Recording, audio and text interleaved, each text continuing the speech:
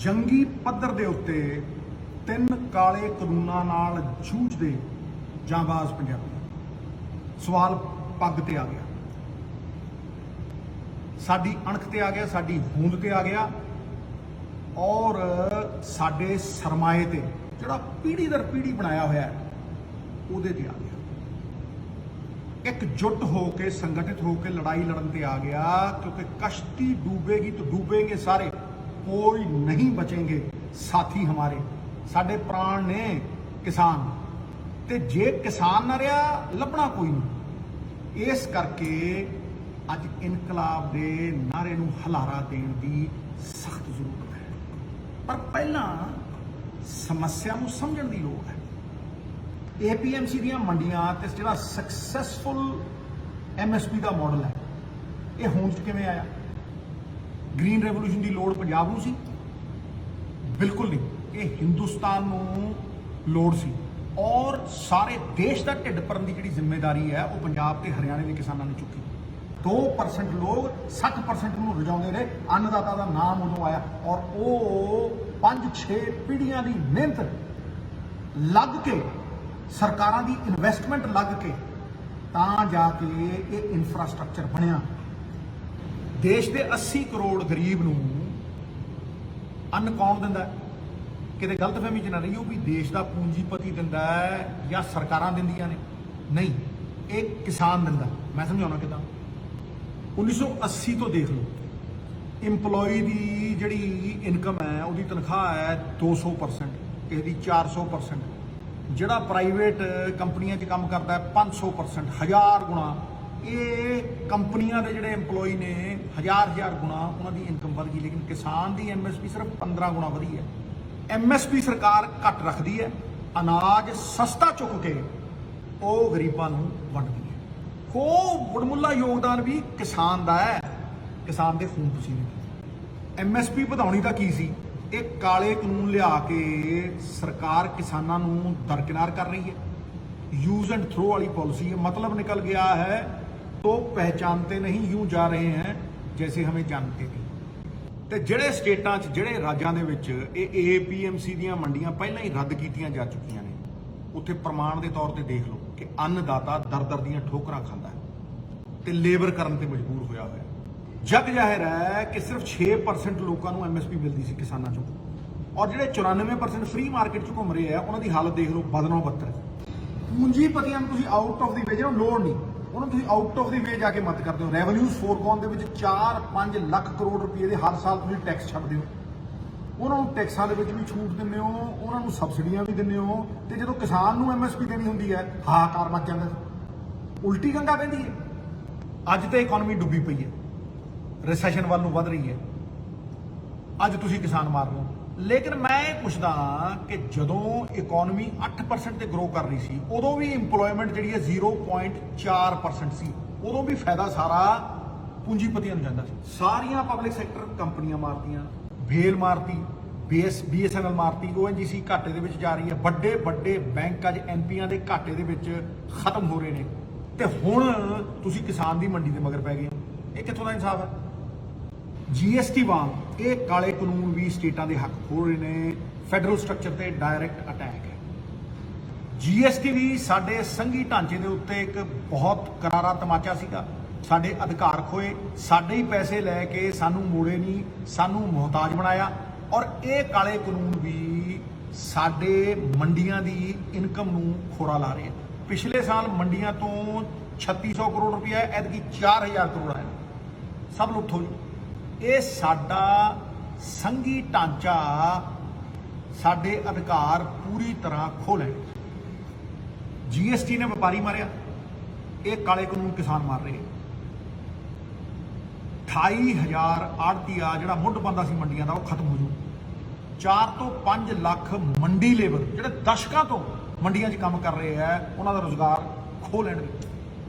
ਸਾਡੇ ਸਕਸੈਸਫੁਲ ਮੰਡੀ ਮਾਡਲ ਨੂੰ ਪਾਸੇ ਕਰਕੇ ਇਹ ਅਮਰੀਕਾ ਤੇ ਯੂਰਪ ਦਾ ਫੇਲ ਹੋਇਆ ਫ੍ਰੀ ਮਾਰਕੀਟ ਮਾਡਲ ਸਾਡੇ ਤੇ ਮੜ ਰਹੇ ਆ, ਸਾਡੇ ਤੇ ਥੋਪ ਰਹੇ। ਇੱਕ 2 ਏਕੜ ਜਾਂ 5 ਏਕੜ ਵਾਲਾ ਕਿਸਾਨ ਇਹਨਾਂ ਵੱਡੇ ਵੱਡੇ ਪੂੰਜੀਪਤੀਆਂ ਦੇ ਨਾਲ ਇੱਕ ਫੇਅਰ ਵਪਾਰਕ ਡੀਲ ਬਣਾ ਪਾਏਗਾ? ਕੀ ਉਹਦੀ ਕੋਈ ਬਰਾਬਰੀ ਹੈ?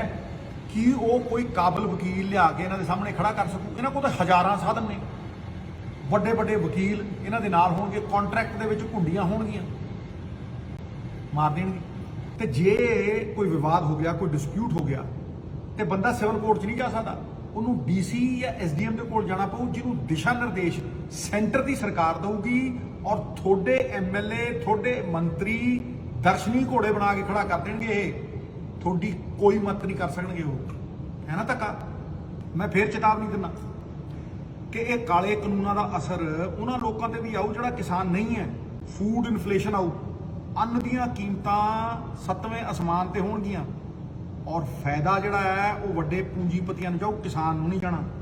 ਲਿਖ ਲਓ, ਇਸ ਕਾਨੂੰਨ ਤਹਿਤ ਸਰਕਾਰ ਨੇ ਅੰਨ ਨੂੰ ਐਸੈਂਸ਼ੀਅਲ ਕਮੋਡਿਟੀਜ਼ ਚੋਂ ਬਾਹਰ ਕੱਢ ਦਿੱਤਾ ਹੈ, ਹੋਰਡਿੰਗ ਨੂੰ ਲੈਜੀਟਿਮਾਈਜ਼ ਕਰ ਦਿੱਤਾ ਹੈ। ਤੁਸੀਂ ਅਨਾਜ ਨੂੰ ਹੋਰਡ ਕਰੋ ਤੇ ਫਿਰ 50 ਗੁਣਾ ਜਾਂ 100 ਗੁਣਾ ਕੀਮਤਾਂ ਦੇ ਉੱਤੇ ਵੇਚੋ। ਇਹ ਤੇ ਢੇਰਗਰਦੀ ਹੈ। ਇੰਨਾ ਹੀ ਨਹੀਂ, ਇੱਕ ਹੋਰ ਘਾਤਕ ਬਿੱਲ ਤਿਆਰ ਕਰੀ ਬੈਠੇ ਆ, ਵਿਚ will be the last nail in our ਕਾਫਿਨ, ਖਤਮ ਕਰ ਦੂਗਾ ਪੰਜਾਬ ਨੂੰ। ਉਹ ਹੈ ਇਲੈਕਟ੍ਰਿਸਿਟੀ ਅਮੈਂਡਮੈਂਟ ਬਿੱਲ।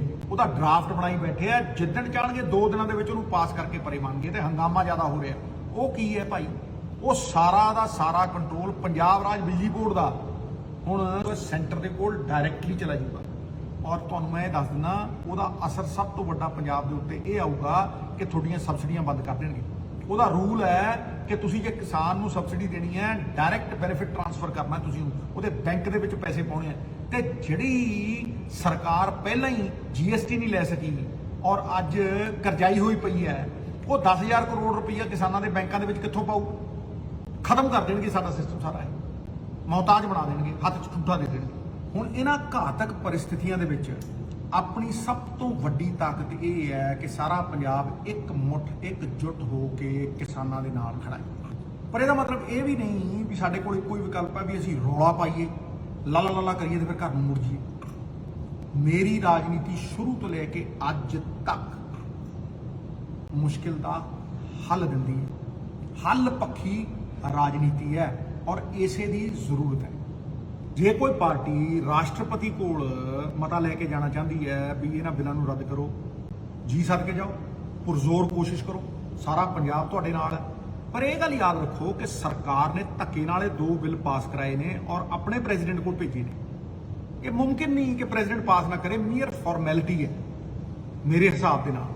ਹੁਣ ਜੇ ਆਪਾਂ ਸੁਪਰੀਮ ਕੋਰਟ ਦੇ ਦਰਵਾਜ਼ੇ ਦੇ ਉੱਤੇ ਦਸਤਕ ਦੇਣੀ ਹੈ ਇਸ ਕਿਸਾਨ ਮਾਰੂ ਕਾਨੂੰਨ ਦੇ ਖਿਲਾਫ, ਤੇ ਬਹੁਤ ਵਾਜਬ ਹੈ, ਜ਼ਰੂਰੀ ਵੀ ਹੈ। ਜ਼ੁਲਮ ਦੇ ਖਿਲਾਫ ਆਵਾਜ਼ ਚੁੱਕਣੀ ਅਸਲੀ ਧਰਮ ਹੈ। ਲੇਕਿਨ ਇੰਨਾ ਯਾਦ ਰਹੇ ਕਿ ਸਰਕਾਰੀਆ ਕਮਿਸ਼ਨ ਪਿੱਟਦਾ ਮਰ ਗਿਆ। ਸਰਕਾਰੀਆ ਕਮਿਸ਼ਨ ਸਭ ਤੋਂ ਵੱਡਾ ਰਖਵਾਲਾ ਹੈ ਸਟੇਟਾਂ ਦੀਆਂ ਤਾਕਤਾਂ ਦਾ, ਫੈਡਰਲ ਸਟਰਕਚਰ ਦਾ। ਉਹ ਪਿੱਟਦਾ ਮਰ ਗਿਆ ਕਿ ਭਾਈ ਐਂਟਰੀ 3334 ਕੌਨਕਰੈਂਟ ਲਿਸਟ, ਜਿਹੜੀ ਸਾਂਝੀ ਲਿਸਟ ਹੈ ਸਟੇਟ ਤੇ ਸੈਂਟਰ ਦੀ, ਉਹ ਪਾਵਰ ਦਿੰਦੀ ਹੈ ਸੈਂਟਰ ਨੂੰ ਐਗਰੀਕਲਚਰ ਦੇ ਉੱਤੇ ਕੋਈ ਲਾਅ ਬਣਾਉਣ ਦੀ। ਔਰ ਇਹ ਬੜਾ ਘਾਤਕ ਹੈ। ਇੰਨਾ ਹੀ ਨਹੀਂ, it's not as bad as it looks, it is worse, ਕਿਉਂਕਿ article 249 of the constitution empowers them and gives them overriding power। Overriding power ਦਿੰਦਾ ਹੈ ਕਿ ਸਟੇਟ ਦੀ ਕਿਸੇ ਵੀ ਲਿਸਟ ਦੇ ਉੱਤੇ ਉਹ ਲਾਅ ਬਣਾ ਸਕਦੇ ਆ। ਇਹਦੀਆਂ ਸ਼ਿਕਾਇਤਾਂ ਨੇ, ਤੁਸੀਂ ਦੇਖੋ ਤਾਮਿਲਨਾਡੂ ਔਰ ਵੈਸਟ ਬੰਗਾਲ ਵਰਗੇ ਉੱਗੇ ਜਿਹੜੇ ਸਟੇਟ ਨੇ, ਉਹਨਾਂ ਨੇ ਸਰਕਾਰੀਆ ਕਮਿਸ਼ਨ ਨੂੰ ਲਿਖ ਕੇ ਦਿੱਤਾ ਕਿ ਇਹ ਐਂਟੀ ਸਟੇਟ ਹੈ। ਇਹ ਇੰਨੀਆਂ ਐਬਸੋਲੂਟ ਪਾਵਰਸ ਨੇ ਕਿ ਸਟੇਟ ਦੀ ਹਰ ਤਾਕਤ ਦਾ ਹਨਨ ਕਰਦੀਆਂ ਨੇ। ਔਰ ਐਸਾ ਆਰਟੀਕਲ 249 ਫੈਡਰਲ ਸਟਰਕਚਰ ਵਾਲੇ ਕਿਸੇ ਮੁਲਕ ਦੇ ਵਿੱਚ ਐਂਟੀ ਸਟੇਟ ਕਾਨੂੰਨ ਹੈ ਨਹੀਂ। ਹੁਣ ਤੁਸੀਂ ਮੈਨੂੰ ਦੱਸੋ, ਇਹਨਾਂ ਹਾਲਾਤਾਂ ਦੇ ਵਿੱਚ ਕੀ ਸੁਪਰੀਮ ਕੋਰਟ ਆਰਟੀਕਲ 249 ਨੂੰ ਇਗਨੋਰ ਕਰ ਦੂ ਔਰ ਪੰਜਾਬ ਦਾ ਪੱਖ ਪੂਰੂ? ਸੰਭਵ ਤੇ ਹੈ, ਪਰ ਸੰਭਾਵਨਾ ਬਹੁਤ ਘੱਟ ਹੈ। Possible but not probable. ਸਾਡੀ ਪੱਗ ਨੂੰ ਹੱਥ ਪਾਇਆ, ਸਾਡੇ ਵਕਾਰ ਨੂੰ ਲਲਕਾਰਿਆ, ਪਰ ਇਹਨਾਂ ਸਭ ਚੀਜ਼ਾਂ ਦੇ ਬਾਵਜੂਦ ਇੱਕ ਮਿਹਰ ਬਰਸ ਰਹੀ ਹੈ। ਉਹ ਇਹ ਹੈ ਕਿ 3 ਕਰੋੜ ਪੰਜਾਬੀ, ਸਾਰੀਆਂ ਪੋਲੀਟੀਕਲ ਪਾਰਟੀਆਂ ਔਰ ਸਾਰੀਆਂ ਕਿਸਾਨ ਯੂਨੀਅਨਾਂ ਇੱਕ ਮੁੱਠ ਨੇ, ਇੱਕਜੁੱਟ ਨੇ, ਆਤੁਰ ਨੇ ਕਿ ਪੰਜਾਬ ਦੇ ਕਿਸਾਨ, ਪੰਜਾਬ ਦੀ ਅਣਖ, ਪੰਜਾਬ ਦੀ ਪਛਾਣ ਨੂੰ ਕਿੱਦਾਂ ਬਚਾਇਆ ਜਾਵੇ। ਇਹ ਸਮੇਂ ਦੀ ਮੰਗ ਹੈ। हर पंजाबी दी आवाज़ है कि एक कॉमन मिनिमम प्रोग्राम उलीकिया जाए और योजनाबद्ध तरीके दे नाल उलीकिया जाए। सही समय दे उत्ते आरंभ कीतियां हुई नीतियां फलदाई सिद्ध होंदियां ने। साडे कोल सरमाया है बाबे नानक दा और बाबा जी कहते हैं अपन हथी अपना आपे ही काज संवारीए। असीं तैयार रहिए, असीं हर आपदा लई तैयार रहिए। संगठित हुई शक्ति जित का कारण बनती है, विभाजित हुई शक्ति पतन का कारण बनती है। संघर्ष पंजाबियों का गहना है। किसानां दीयां मंडियां, MSP, किसानां दे हक्कां दे लई जिहड़ा अंदोलन है उन्होंने बरकरार रखिए, जारी रखिए, उन्होंने होर वधेरे वधाइए। लेकिन किसानां दीयां मौजूदा और आउण वालियां जिहड़ियां मुसीबतां दे उत्ते चिंतन करन लई, उन्हां दे हल कढण दे लई इस कॉमन मिनिमम प्रोग्राम दे विच अपना अपना योगदान पाइए। कोई ताकत जो होवे, कोई ताकत दे विच आवे, पुरजोर प्रयास दे नाल एक कॉमन मिनिमम प्रोग्राम सिरे चाढ़िया जाए। मेरा इस कॉमन मिनिमम प्रोग्राम दे लई पहला सुझाव यह है कि पंजाब दीयां सारियां पोलिटिकल पार्टियां, पंजाब दीयां सारियां किसान यूनियनां, पंजाब दा बच्चा बच्चा, पंजाब दे बजुर्ग, पंजाब दे जवान डट के इन्हां काले कानूनां दे विरोध करन और जब तक रगां च लहू है तद तक लोआ लोआ आवाज देवे भी इन्हूं लागू नहीं होगा। मेरा दूसरा सुझाव यह है प्यारे पंजाबियों, पंजाब सैकड़े करोड़ां दीयां दालां आटा दाल स्कीम वास्ते बाहरों इंपोर्ट करता है। तुसीं किसी यूनिवर्सिटी में देख लो, Punjab university, Punjab agriculture university, Punjabi university, फाइलां ही पईयां, रिपोर्टां बन के जिन्ने एक्सपर्ट ने सारे कहते हैं क्रॉप डाइवर्सिफिकेशन करो, भाई सब्जियां लाओ, फ्रूट लाओ, ऑयल सीड लाओ, ये सारियां चीज़ां तुसीं लाओ। लेकिन किसान बहुत सियाणा है। किसान झोना ते कणक इस करके लाउंदा है क्योंकि उन्होंने उत्थे MSP मिलती है।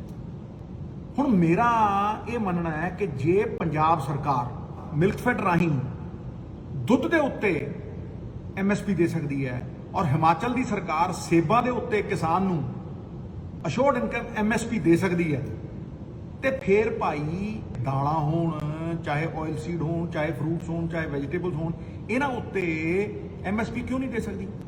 मेरा यह मनना है कि पंजाब सरकार होल्डिंग कैपेसिटी देवे, किसान कोल्ड स्टोरेज बनावे जिथे वो अपनी उपज नूं स्टोर कर सके और बड़े पूंजीपतियों के अगे गोडे ना टेके। और इसे तरीके मैं विनम्र विनती करदा सारियां यूनियनां नूं कि वो अपने सुपने साकार करन।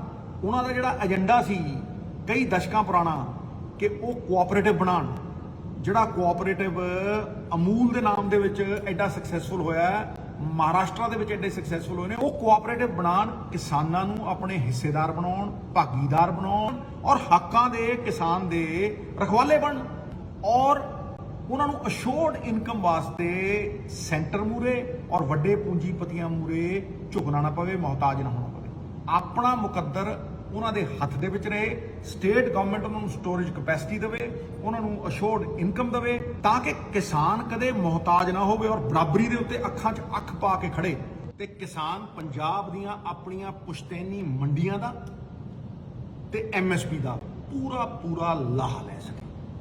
अज तो 2 साल पहला मैं रातां जाग के पुरजोर मेहनत करके यह जे कई सुझाव किसानों के हक दे पंजाब सरकार की बनाई हुई हक कमेटी च दे चुके ताकि असीं अपने मुकद्दर नूं अपने हत्थां च रख सकीए, ना कि सेंटर दे या किसी पूंजीपति दे। बहादुर कद किसी का आसरा एहसान लेंदे ने, उसे नूं कर गुजरते ने जो मन विच ठान लेंदे ने। मित्रों, लड़ाई जिन्नी जोश दी है उन्नी होश दी है। सामने वाला शातिर है पर देंगे शय मात। मैं कल नूं सड़क ते उतरूं अपना दिल फुल पाऊं। सरफरोशी की तमन्ना अब हमारे दिल में है, देखना है जोर कितना बाजू एक कातिल में है। वक्त आने पे बता देंगे तुझे ऐ आसमां, हम अभी से क्या बताएं क्या